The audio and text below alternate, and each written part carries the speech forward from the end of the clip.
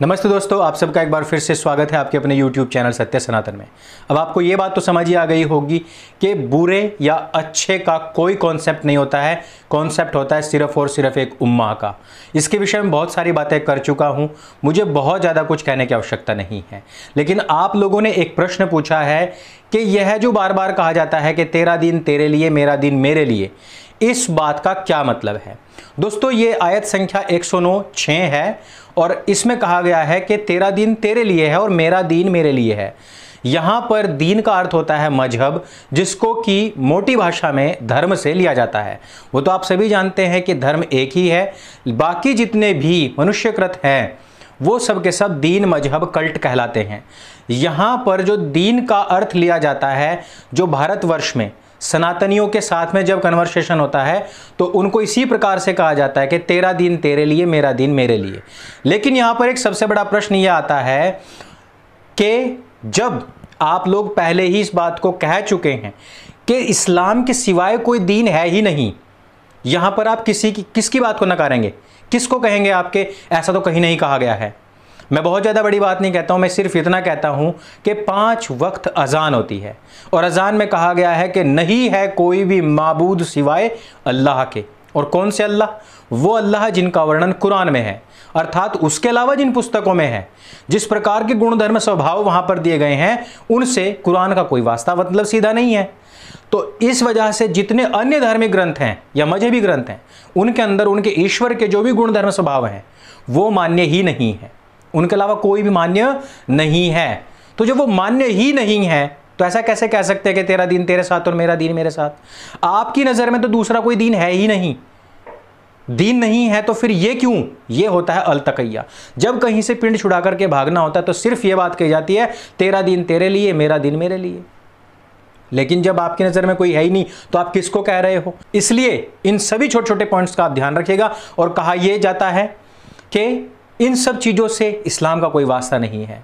मैं आपको ध्यान दिलाना चाहता हूं कि मैं स्पष्ट तौर पर यह बात अपनी रख रहा था कि जितने भी कट्टरपंथी लोग हैं, कट्टरपंथी लोग अपने बच्चों को इस प्रकार की शिक्षाएं देते हैं और वो शिक्षा एक तरीके की देते हैं। देखिए, जैसे मैंने आपको बताया कि 109(6) में एक बार बताया गया है, सिर्फ दूसरी बात नहीं बताते हैं कि दूसरों को तो डिनाई कर दिया गया है, तो फिर ये वाली आयत का वहां पर वजूद क्या बनता है? इसी प्रकार से मैंने कहा था कि 5:32 का कोई वजूद नहीं बनता यदि आप 5:33 को वहां पर नहीं रखते। 5:33 के रखते आप 5:32 खुद ब खुद कैंसिल हो जाएगी इस वजह से। और ये कहा जाता है कि नहीं, जो हमारा दीन है, जो हमारा मजहब, वो इस तरीके की बातें नहीं सिखाता है। दिल्ली के अंदर धौला कुआं के पास से एक व्यक्ति पकड़ा जाता है, एक मुसलमान व्यक्ति पकड़ा जाता है जो अपने गांव के अंदर एक दुकान चला रहा है।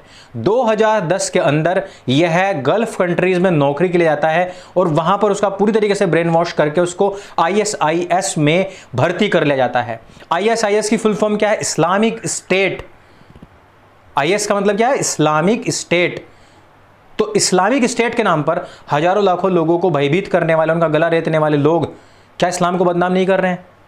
और ये बार बार कहा जाता है कि चंद मुट्ठी भर लोग, चंद मुट्ठी भर लोग। लेकिन इन चंद मुट्ठी भर लोगों ने इतना ज्यादा नाक में दम कर रखा है। और आप, यदि वे चंद मुट्ठी भर हैं तो यानी कि आपकी जनसंख्या तो ज्यादा हुई, यानी कि इस पूरे 180 करोड़ में से तकरीबन 170 करोड़ तो आप ही लोग होंगे। और वो चंद मुट्ठी भर मैंने मान लिया है, बहुत मैक्सिमम है 10 करोड़, तो वो 10 करोड़ ने आपकी नाक में दम कर रखा है 170 करोड़ की।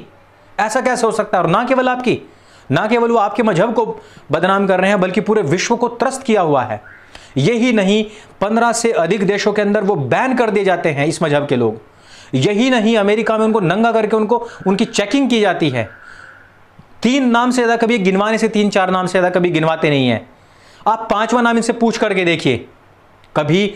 और मैं कभी आऊंगा अबुल कलाम आजाद के ऊपर, मैं कभी आऊंगा और मैं आपको बताऊंगा कि उसने अपने जीवन में कौन कौन से कोतक नहीं किए इस भारतवर्ष के इतिहास को दबाने हेतु, इस इतिहास को कलंकित करने हेतु उसने क्या क्या नहीं किया, क्या क्या नहीं किया है उन सब लोगों ने। आप कहते हैं कि ये 3-4 नाम गिनवा दिए। अब्दुल हमीद के अलावा कौन? क्रांतिकारियों में 2 नामों के अलावा कौन? राजनेताओं में 1 नाम के अलावा कौन?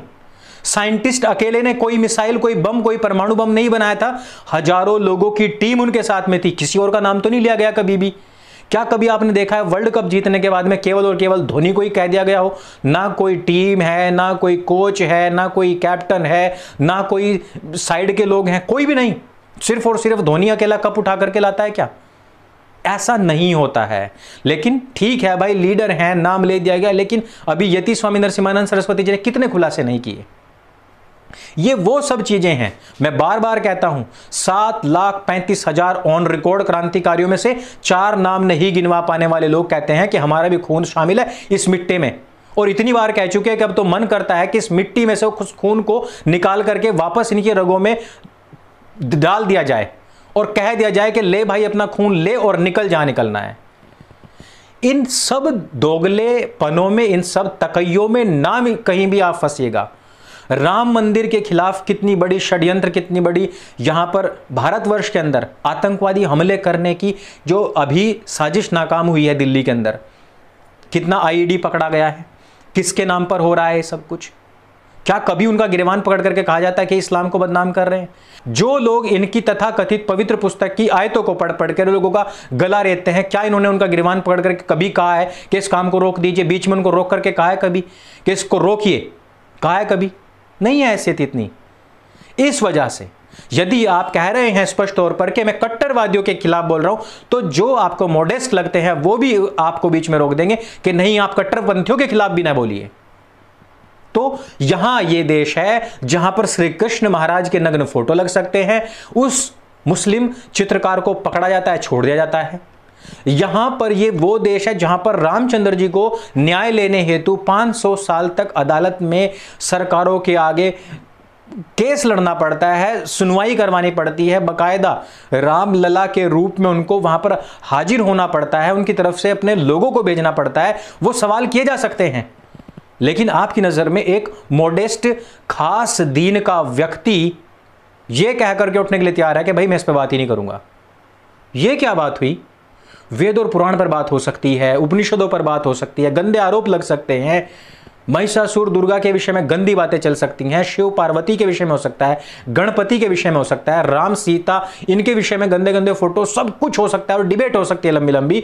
लेकिन यहां पर एक तथाकथित पवित्र पुस्तक के ऊपर बात तक नहीं कर सकते आप, उसको कोर्ट तक नहीं कर सकते आप, जबकि उसके ऊपर पिटीशन है। और पिटीशन के ऊपर सवाल था कि भाई कोलकाता पिटीशन के ऊपर बात होनी चाहिए। आप बात कर रहे हैं कि इस पत्ते में गंदगी है, इस पत्ते में गलती है, इस फल में गलती है। एक व्यक्ति आता है, वो कहता है कि भाई बीज में कमी है, बीज में जहर है, ये जहर है, जहरीला है बीज। तो नहीं नहीं नहीं नहीं नहीं नहीं, नहीं, फल जहरीले हैं, सारे के सारे फल जहरीले हो सकते हैं, हम मान सकते हैं, लेकिन भाई बीज में जहर नहीं है। ये कौन सा तर्क हुआ?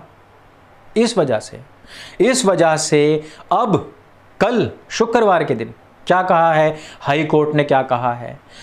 जो आम आदमी पार्टी का पार्षद था, उसके भड़काने पर हिंदुओं के खिलाफ हमले हुए, राम मंदिर से भड़के हुए लोग जिन्होंने गोलियां चलाई, आगजनी की, उसके ऊपर आम आदमी पार्टी केस चलाने से डर रही है, बच रही है, उसकी अनुमति नहीं दे रही है, वो अलग बात है।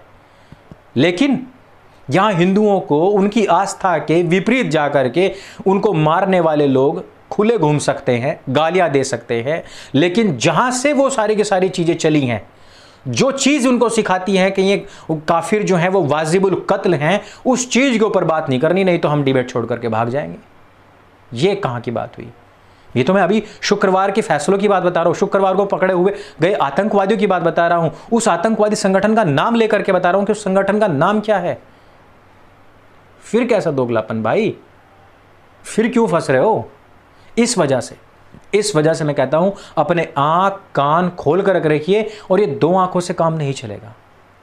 अपने आगे पीछे हर तरफ कान नाक मुंह सब चीज लगा करके चलिए। जो लोग बोलना नहीं जानते, नहीं सीख पाते हैं, उनका यही हश्र होता है जो पिछले दिनों 1400 साल में 50 से अधिक कंट्रीज का हुआ है। वही हश्र जो यहूदियों का, ईसाइयों का हुआ है, जो अफगानिस्तान में बौद्धों का हश्र हुआ है, जो भारतवर्ष में 1000 से अधिक स्थानों पर हिंदुओं का हो चुका है। इस वजह से ज्ञान को हासिल करना और उसका इंप्लीमेंटेशन करना और अपने लोगों को जागरूक करना अत्यंत आवश्यक है। इस वीडियो में सिर्फ इतना ही। यदि वीडियो आपको अच्छी लगे, जानकारी से भरपूर लगे, तो उसको सबके साथ में शेयर अवश्य कीजिए, क्योंकि जानकारी ही बचाव है। मेरे संग बोली सत्य सनातन वैदिक धर्म की जय। जय हिंद, वंदे मातरम।